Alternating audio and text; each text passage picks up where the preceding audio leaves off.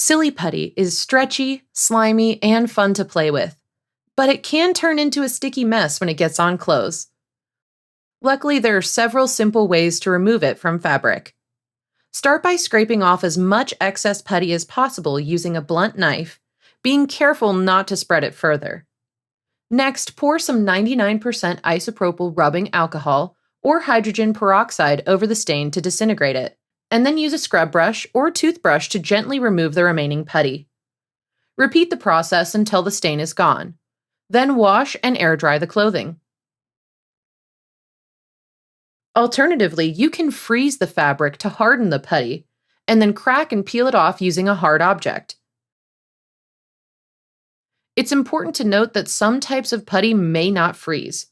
If this is the case, try saturating the stain with WD-40 and then letting it stand for 4 to 5 minutes before scraping the putty again with a blunt knife.